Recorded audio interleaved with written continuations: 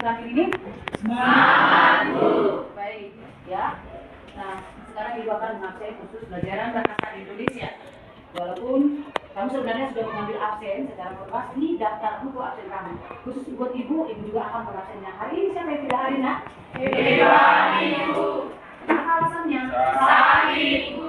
Baik, mudah-mudahan Fani itu lekas sembuh supaya di hari berikutnya dia bisa kembali belajar seperti biasa. Oke. Nah, kemudian sebelum kita melanjutkan kegiatan pembelajaran kita, ada baiknya kita mengawali dengan berdoa supaya kegiatan kita ini boleh mendapatkan hikmah dan tidak terjadi hal-hal yang tidak diinginkan. Sekarang kami berikan kesempatan kepada anak-anak kami salah seorang untuk memimpin doa kita di siang yang cerah ini. Silakan.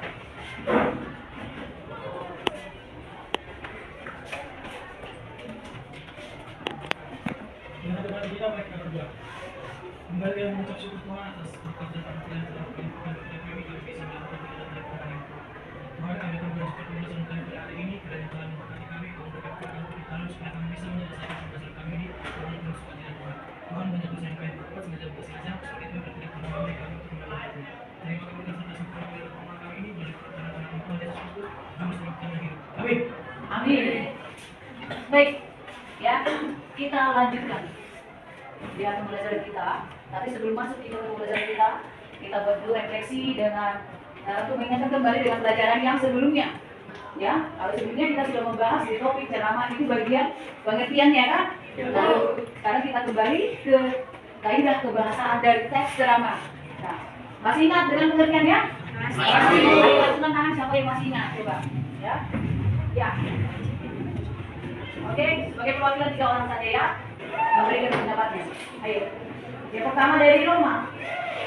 Baik, ceramah merupakan pembicaraan yang banyak halayak maupun secara pribadi atau khusus dan bersifat untuk mengajak. Baik, tepuk tangan untuk Roma. Saya belajar sebelumnya bahwa definisi ceramah yaitu suatu pembicaraan di depan halayak umum atau depan beberapa orang untuk bertujuan untuk memberikan informasi dan juga biasanya bersifat untuk mengajak. Oke, berikan tepuk tangan buat Roma. Terima kasih sesuai yang sudah kita pelajari sebelumnya tentang pengertian ceramah, yaitu ceramah merupakan pembicaraan di depan halayak umum atau orang banyak oleh seorang ahli yang sudah ahli dalam menceramah yang berisi tentang informasi serta mengajak pembicara, mengajak pendengar. Terima kasih. Oke, baik. Ini ya manfaatnya jika dikaitkan dengan kehidupan sehari-hari. Ayo, Roma, John dan Roma, kita berikan tepuk tangan. Kita mempelajari ceramah. Dengan mempelajari ceramah atau mendengarkan ceramah, kita dapat mendapatkan informasi atau pengetahuan yang diberikan oleh penceramah. Iya, bagus, berikan tepuk tangan. Si Roma. Baik, setelah belajar ceramah nanti kita bisa memperoleh manfaat berupa yang pertama sebagai kita penceramah. Nah, manfaat sebagai kita penceramah yaitu mengajak seseorang untuk lebih baik lagi dengan menerapkan dari struktur dari ceramah, yaitu terdiri dari pembukaan, isi dan kesimpulan. Nah, kesimpulan ini biasanya dengan keajakan. Jadi kamu sudah memahami apa manfaat dari kita mempelajari ceramah ini. Nah, dengan dibekali dari pembelajaran ceramah. Jadi tujuan ini manfaatnya ini kamu mendapat wawasan baru, kamu mendapat rasa percaya diri baru. Berikan labu profil Pancasila sebagai wujud dari penerapan kurikulum kita sekarang. Bisa kan? Bisa. Dan bukalah matamu, 1, 2, 3, ya. Bangun dan bukalah matamu, saatnya meraih mimpimu. Arahkan pandangan ke depan, Tuhan kan menuntunmu. Sadarilah masa berganti, tantangan kan kita hadapi. Bergandeng tangan untuk negeri, era kita menanti berseri. Kita belajar Pancasila, kita bernafas sia-sianya. Kita belajar Pancasila, ayo kita jaga untuk Indonesia. Coba, ya. Bila rohina, bila rohama, Gurjumi, Tuhan digelengmo, Dirapo gosonai, dan dipatari daho. Mekeho, nampelo jaho.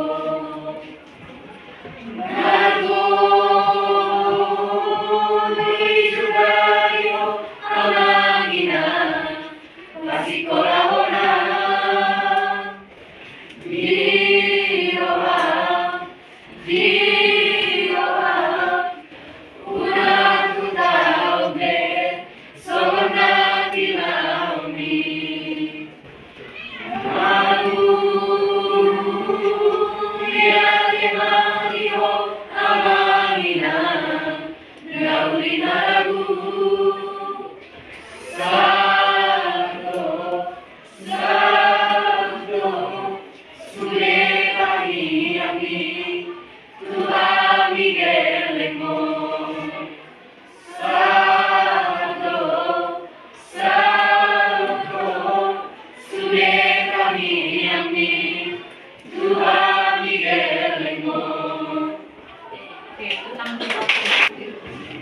Nah, kita sudah selesai di pengertian.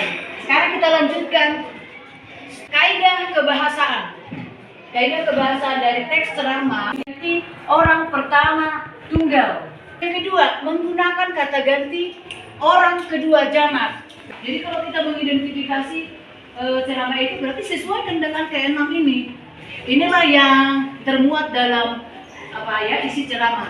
Kaidah kebahasaannya ada 6. Kita akan lanjutkan dengan diskusi.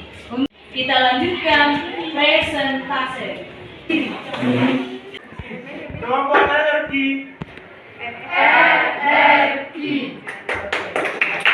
Dari terakhir yang bersemangat dan membangun bangsa dan negara.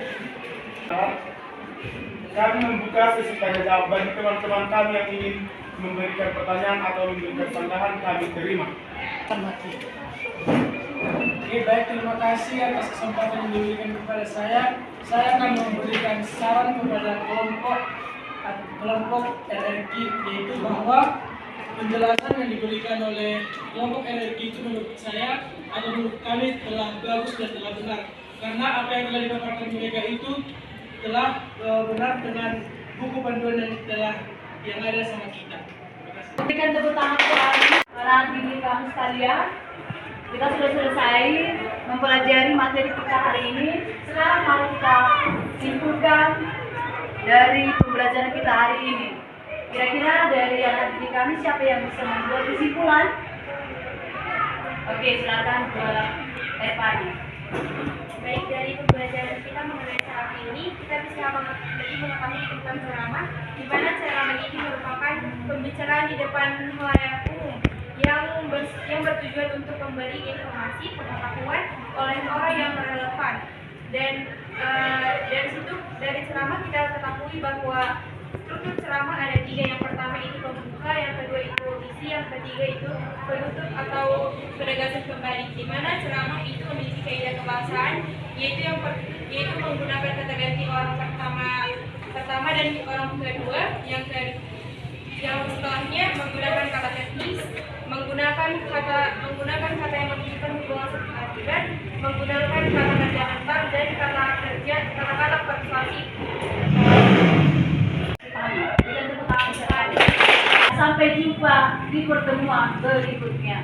Selamat siang. Siang.